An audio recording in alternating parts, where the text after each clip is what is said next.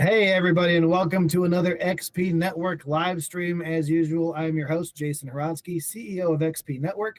I'm joined this week by Justin Gibbs, game designer for Wyrd Games. We'll get to you shortly, Justin. Thank you so much for coming. Don't forget to sign up below. We have the QR code. If you haven't already signed up for this event, go to xpnetwork.com. It is the big featured event at the top of the page. Join the event and then scan the QR code below to get your bonus 50 XP. One lucky winner at the end of the show will win the wheel spin to get 500 bonus XP to the Wyrd Games store on XP Network. And as always, we have a Q&A at the end of the show, or in the middle of the show, I guess. So be sure to post your questions into the chat. We will be answering as many of those as we can going in. Updates for XP Network. We have the live wallet, so you can see the Wyrd Games XP score that you have. If you've earned XP throughout this Spotlight Week, your Wyrd XP will show up in the store on the wallet. The events and calendars are done. News and notification is done for the beta. Tournament and ticketing is done. Achievements are done, so you can earn XP and get achievements for first, second, third place participation, best paint job, whatever it is you want to do for your achievements.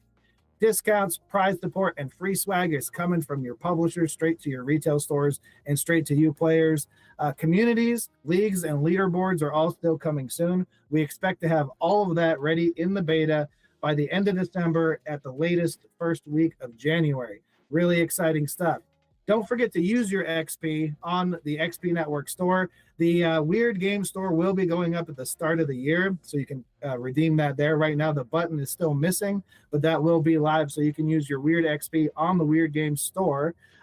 Publishers, LGSs, organizers, be sure to reach out if you want to get more involved with XP, maybe have your own XP on the platform that you can give out your own achievements, set up your own leagues. We're ready to sign you up.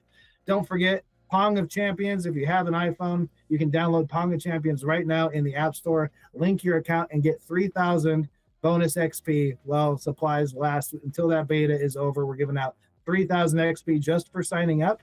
And then starting next year, we will have leagues and challenges on Pong of Champions, so you can earn XP daily just from playing the game. It will be coming to Android soon. We just hired a big Android team to integrate into Android, so you won't be left out if you're an Android player.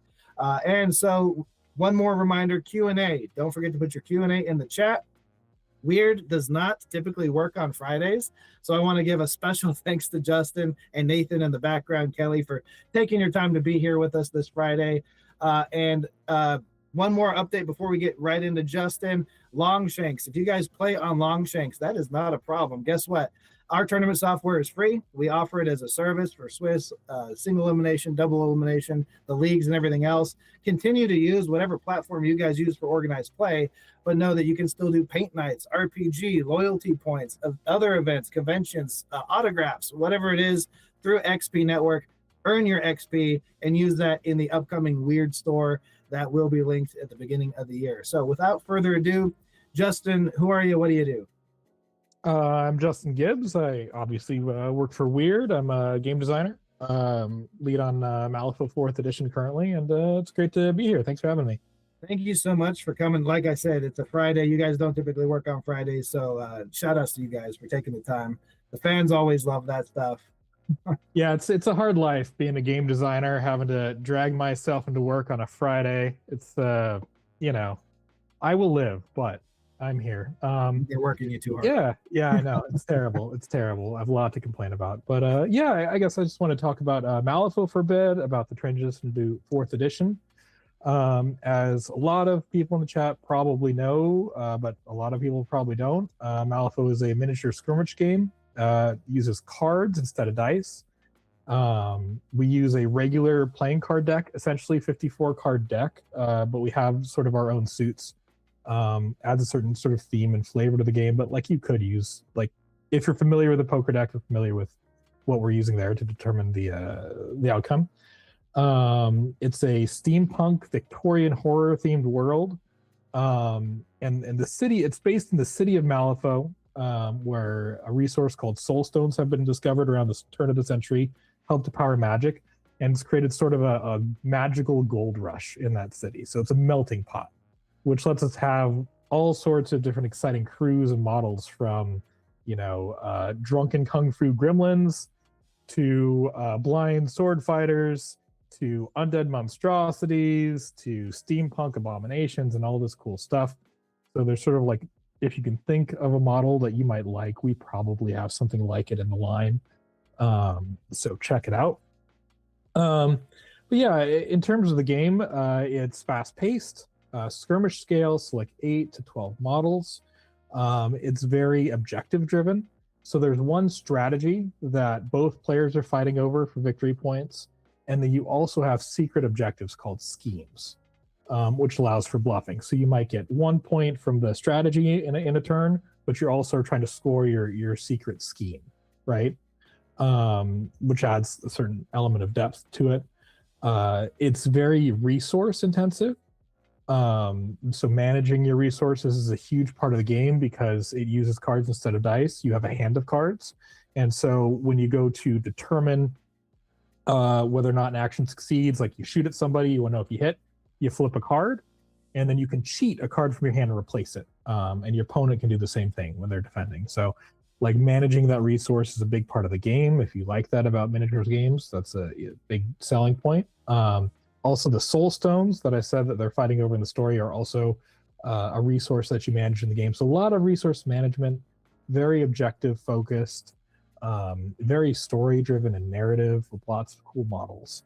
That's sort of Malifaux in a nutshell, like top down overview. You've never heard of it before. You know, that's how I'd try to sell it to you, right? If you met me at a convention. But there's a lot of detail to get into, right? From the individual characters and crews. Like, so when you're getting into it, you're probably going to pick a keyword, which is a group of models that can all be used together thematically, right? From like marshals who are work for the guild who hunt the undead, to Tri-Chi, which are the aforementioned kung fu drunken gremlins, right? And you'll collect models from that keyword, build your crew, paint it, and it all sort of works together thematically. Though you can take models from other crews too if you want. But yeah, there's 8 factions to choose from. And so you'll pick a faction, pick a keyword within that faction, get your models together, draw your cards, and then make your models kill each other like we all like to do. But yeah, that's a very top-down overview. Probably talk a little bit about 4th edition, what makes that special, because 4th edition, as many of you probably know, recently came out last Gen Con. And we were really excited to update a number of things in the game. I'll go over some of my favorite larger changes. Number 1 is we really wanted to use more of the terrain in the game, right? Because you're playing a miniature game, you have all this cool terrain, you have these buildings and this rubble and the stuff you've worked on. But in a lot of instances in miniatures games, that just sort of ends up being like, it's just impassable terrain, right? You could replace it with a piece of felt and just say, well, okay, we can't go there, that's lava, just move around it, right? And we really wanted to make it so that you're climbing the buildings, you're jumping across rooftops, right? Like you're going into the terrain and interacting with it. So we made scaling the terrain, getting on top of it a lot easier and a lot more advantageous. So like you're really making use of that, which is a pretty cool thing about 4th edition. Another one of my favorite changes is we changed how our scheme system works. Schemes I talked about briefly a minute ago. They're that secret objective. 4th edition introduces a sort of like narrative evolving scheme structure. So how it works is you choose your first scheme at the start of the game. That'll be your secret objective. Like, I'm going to assassinate their leader, right? And then once that's done, you'll score your victory points from it. And the scheme has a list of 3 schemes to choose from next. So like you assassinated their leader, great. Now you need to, make it look like an accident, right? You try to kill another model, make it look like an accident is probably my favorite scheme. That's one where you're trying to throw them off a roof, right? So if you get to do some damage to one of their models by making them fall, you made it look like an accident, you'd accomplish that one. And then, you could go into, like another one from there, right? So you have another list of 3. which creates sort of this narrative experience, right? Where you try to deliver the message and that tells you who you need to assassinate, and then you keep going, right? So it's sort of this narrative play. And it also allows you to sort of like plan out what you're going to do throughout the game. Like if you can kind of figure that out, like I'm going to start setting things up. We have markers called scheme markers that you can drop that help to score the scheme. And because you don't know what scheme those are used for, there's an element of bluffing, right? So it's like, are they planting explosives and I want to be away from those? Or are those, a different sort of a different scheme that I actually need to be near to try to prevent? And I don't know. So you could start setting those up in advance, right? Like I know I'm going to do a scheme that needs these markers in 2 turns and start putting them down, planning for the future, or maybe bluffing with the one that you have presently, right? If that kind of makes sense. So I'm really excited about that system. I think that's really cool.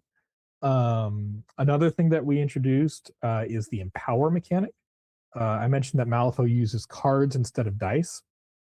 And in previous editions, you generally wanted the highest cards in your hand, right? Because higher cards are better. You're more likely to hit. The empower mechanic makes the lower cards in your hand matter too. So when you're going to do a duel, which is what we call when you flip a card to see if you succeed, you can discard a card from your hand that's the value of 5 or lower. When you do that, you'll get to flip an additional card and add the suit of the card you discarded to that duel. And the suits do matter in Malifaux, I should mention. So that way those cards value 5 or lower matter too, and that resource management gets way more intense. Because Malifaux has these things called triggers. So if you win the duel and you get the right suit, you can get a certain trigger. So your model might have a gun attack with the mask trigger to reposition, lets you move after you shoot, right? So you could say, discard the 5 masks from your hand to empower. That'll add that mask suit automatically and let you flip an extra card. And then if you succeed, you get to move after. So you can look at your hand and be like, I have these low cards that in previous editions I would just kind of throw away, but this one's a mask and we use it to reposition. This one's a ram. I need to use it for a critical strike. This one's, and so makes all those resources matter all that much more. So yeah, those are probably the 3 biggest things I'm excited about from 4th edition. Another one I could talk about for a little bit is the way soulstones are used. In previous editions, soulstones had blanket rules, and soulstones you get by their leftover points from list building. So let's say you agree to play a 50 stone game, and you take each model has a cost, right, to build the list, like any game. 40k has points, Malifaux has points, right? So you add up your list to 50 stones, but you come up short. It's only 48, right? Those remaining 2 go into your soulstone pool. And those are 2 soulstones you get to use during the game, right? In previous editions, there are blanket rules that sort of governed all of them. You could use them to prevent damage or flip an extra card, but all crews kind of use them the same way. In 4th edition, all crews use soulstones differently. So you'll have like a crew card that sort of governs your crew. It has a few special rules on it. It'll tell you, here's what you can spend soulstones for. Individual models will have rules like that on their cards as well. So that way, like, the necromancers are spending soulstones to raise the dead, and the sword fighters are using the soulstones to hit you harder with their swords. And it's all just really thematic, using this magical resource to cast actual magical spells in the game that are different for every crew and for every character. It's just that much more thematic and I think cool. So that's another big change we're really excited about. But yeah, that's my spiel. I've probably kind of talked at you for long enough. I don't know, Jason. I haven't played 4th edition yet, and that got me like pretty hyped up, to be honest. Like I haven't had a lot of time to play as many minis games as I want to, but I love your minis. It's 28 millimeter scale, right? Or you're like a little bigger or a little smaller? Yeah, is it 28 or 32? I don't know the scales. That's not my. It seems like your kind of standard wargaming scale. Yeah. When I page them and stuff, like they seem like what I'm used to, right? Which is great. It means all the terrain works perfect from all the games. You guys have some really awesome minis. I really like the design. And now that you've been talking, I'm like, you know what? Like this would be a perfect game to get my wife into with me, because it's like, smaller bands doing skirmish style games is just like, it's really easy to get someone into that game compared to like 5 million miniatures for a big war game or whatever. So really exciting stuff. You guys have a lot of Q&A that popped up here. So don't forget to put your Q&A in below. We might want to just jump into this because the chat is popping. You ready for the Sure. first one? Yeah. So will we see more Puppets War or new hats upgrade pack like the one from M1E? I do not believe there will be any more Puppet Wars. So Puppet Wars was a game that sort of branched off Malifaux. I think that we will forever make puppet-based models. I don't think that's ever going to go away. I don't know of any plans for them explicitly in the future. But the Puppet Wars game, I don't think we have any releases planned for that. Hat expansions, I don't think there are any specific plans for that. But again, I wouldn't be surprised if we do. Yeah. And there's a lot going on behind the scenes. You don't actually know everything behind the company, so I'm sure there's some things that even you don't know that might pop out anyway. Yeah, if it's not rules related, I am not the best person to ask. Like the exact scale of the miniatures, I'm. Yeah, I just know that it fits in perfectly with my collection, and I like that part. And also, it's Wyrd games, so you do make other games other than Malifaux. You just kind of alluded to that. So do you know like a lot of the game line, or are you really just deep into the Malifaux game design? Oh yeah, I mean I'm familiar with all of the game line. We also make The Other Side, which is a larger army scale game. We make Vagrant Song, which is a cooperative board game. We make Pocket Cats, which is I'm not too sure what to call it, a tile laying game. Yeah, it's a fast-paced tile laying game. We make Wild, which is a trick-taking game. We make Smile, which is another small card game, similar to a trick-taking game. That one's a little different. We have one coming up called World. We're very excited about. It's more of a traditional board game, has a different twist to it because it's a very 3D element. So yeah, we do have a number of other titles. And obviously, you guys sell in retail all over the world. You have your own website, just wyrdgames.com, right? That is correct. Yeah, you can get it from our website. You can get it from your local game store. Most places that sell games might stock our product, like probably do stock our products. But yeah, it's all over the world. Get it from our website. Yeah. I've seen most retailers carry Wyrd, so that has never been a problem for me to get a hold of. So that's awesome. Next question: will more models from Malifaux be added to TOS? There are no plans for that at this time.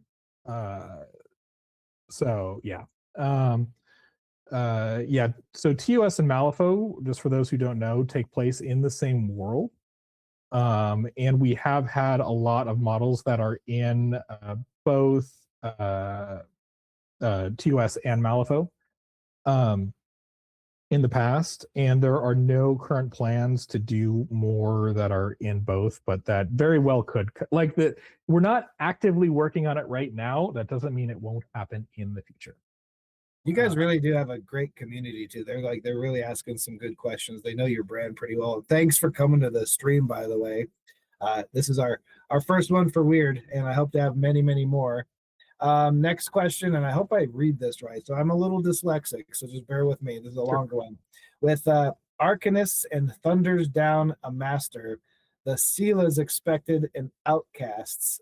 Can we expect the factions to be brought to parity soon, or will they continue to be uneven for a while?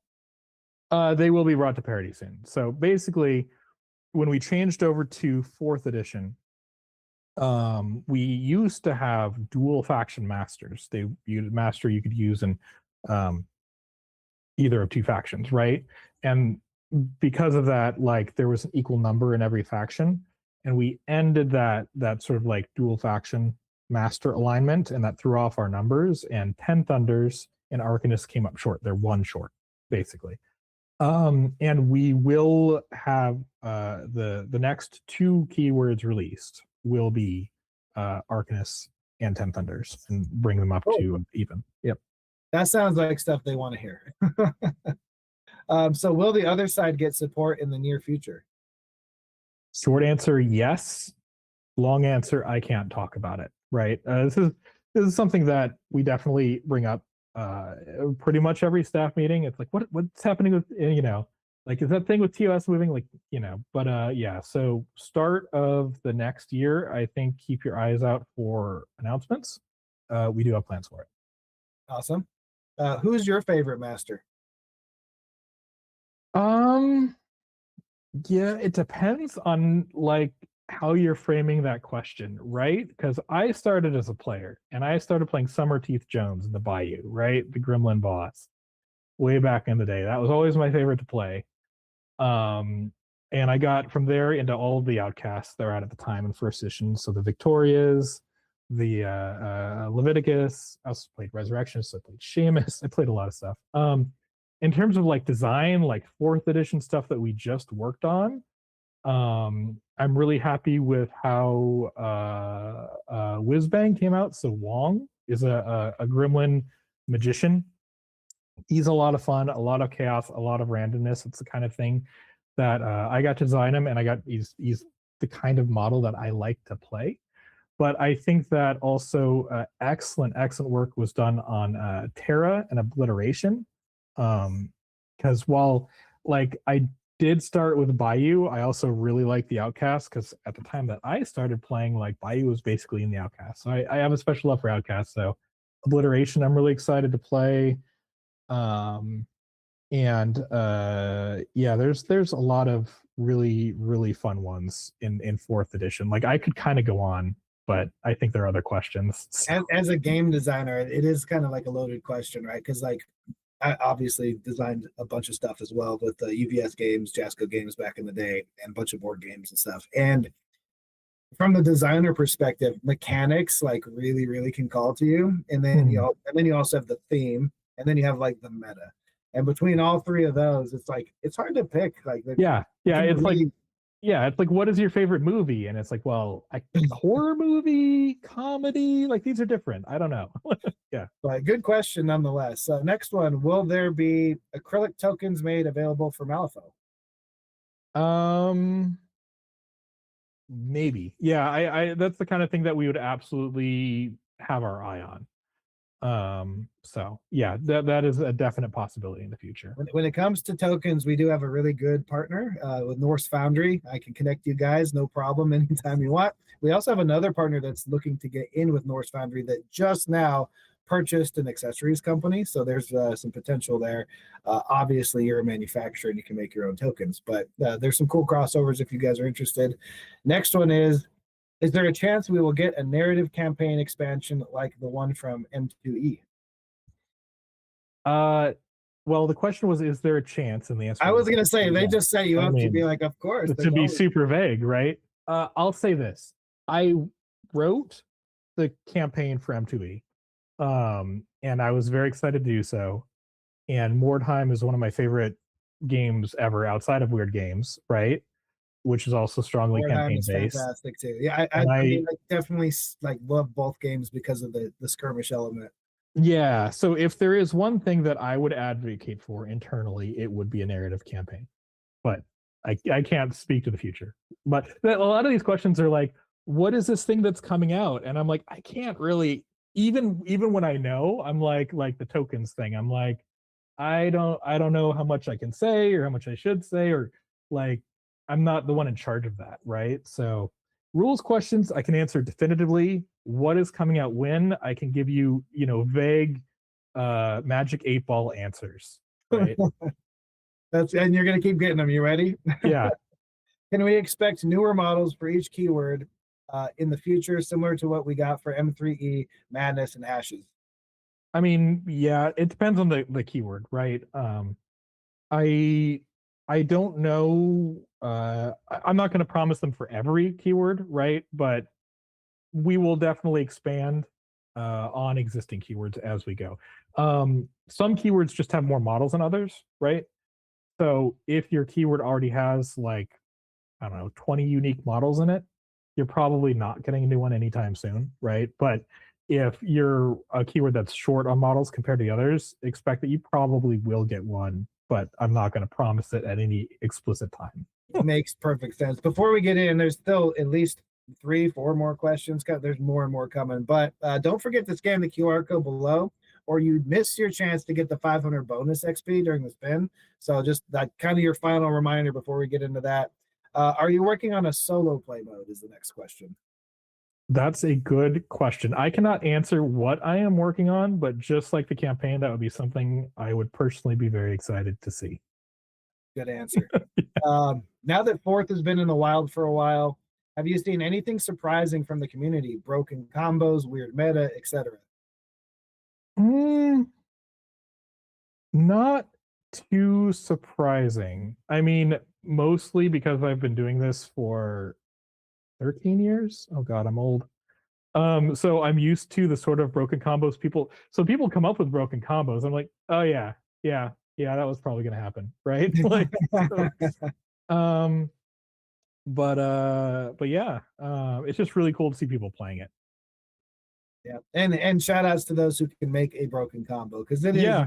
it's fun to break those techniques and be creative like that. Mhm. Maybe not be the best thing for the game in the long run, but that's why we have rules and FAQ and new editions and everything else. But yeah, I Yeah, think it's fun. it's part of it, right? Like some people see the game as a narrative experience, some people see it as a puzzle to solve, right? And both are valid. So enjoy. So this is a good question for Jason, but you could probably help me answer this too. So how will we be able to earn XP with Wyrd? Obviously, sign up for the spotlight events. As soon as their store button is added at the beginning of the year next year, you can earn it through loyalty. So purchase products from Wyrd. This also goes for the retail stores that end up working with you guys direct. We do have a way to link retail direct to Wyrd Miniatures, so you can get your wholesale items, your price support, your window clings, your point of sale stuff as a retailer, and other events. So we'll be doing lots of stuff like this live stream throughout the year next year as well. And you'll just have to keep an eye on our events, join the events, earn achievements, and earn XP so you can get more of that sweet, sweet, Wyrd swag. I don't know, Justin, do you have more to add to that? Not really. We're excited to work with you guys. I know you, like you said, the store's not up yet, so I can definitely sympathize with people who are like, "You're giving us all these ways to earn XP. What is it?" But yeah, once that store's up, then hopefully you guys will enjoy. XP is the credit that you use for the Wyrd official store. The only place you can use Wyrd credit or anyone's specific XP other than on their store is on the XP Network official site. You can get cool swag like this. There's a lot more coming soon. We usually have like exclusive Comic-Con items, very limited edition things, and publisher promoted items. We're not here to compete with stores or compete with publishers. We're just here to show off all the cool things and give you a centralized hub for XP. For instance, when a store is still being set up, there is some technical backend and all this where you have to link a Shopify and create your value of your XP and your loyalty program, and all of that stuff does take some business side to make all these decisions and get it going. But we're really excited. There will be a lot more events, and also Wyrd goes to a ton of conventions, and we will be heavily supporting convention interaction and the ability to earn XP live from our publishers. So check that out next year. We'll be starting the year with Gamma and I think South by Southwest, and we'll be going to all kinds of events as well as XP Network. So I hope to kind of follow the Wyrd train of events because you guys go to a whole bunch, as far as I'm aware. But it's 2 minutes till the end of the show, so we're gonna do the wheel spin now. So get your final clicks in. If you're not in right now, you're not going to be on the wheel. I'll give you about 10 seconds to final scan, and then we'll go ahead and do that last call. Don't forget to download Ponga Champions for iPhone. You can get 3,000 XP just for joining. That XP can be used on the XP Network store and the upcoming Ponga Champions store, which will have some really cool swag. And you can get DLC directly from the game with XP. It is an awesome integration. We will be linking to more video games next year, so stay tuned to that. But without further ado, I can never see this actual wheel because we don't see what's on Twitch and everything else right now, or Kick or YouTube. So I'm going to just make the sound effect. Ding, ding, ding, ding, ding, ding, ding, ding, ding, ding, ding, ding, ding, ding. We have a winner, potentially, maybe. This is my nerdy side coming out. Let's see who our winner is. The winner today for the 500 Wyrd XP is Dagon, or Dagon, however you pronounce it, Dagon. Congratulations. You have 500 bonus XP to the Wyrd store coming in the beginning of the year. You can still see your Wyrd balance of your XP right now if you go to the store on XP Network. Look at Wyrd Miniatures, Wyrd Games, and you'll see your live XP right there. Before we end today's call, We have a couple updates. This will be the last publisher spotlight for the year and moving into the beginning of the year, but we will have events every single week up until the next spotlight. We're going to be kicking off 2026 with Modifius, Wise Wizards, and Trivium Studios. So stay tuned to that next year. Don't forget to try to save up for your XP swag. And finally, Justin, any last words for Wyrd Games before we go off to the weekend? Oh, just thank you for having me, and thank you to the community for playing our games. I hope you're enjoying, and yeah, I'm excited for what we have coming up.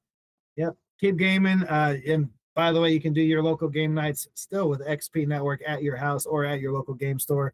Organizers, retailers, publishers, be sure to sign up, get that XP, give it out to your community, and support those players for playing every single week. Otherwise, everybody have a great weekend. Justin, thanks so much.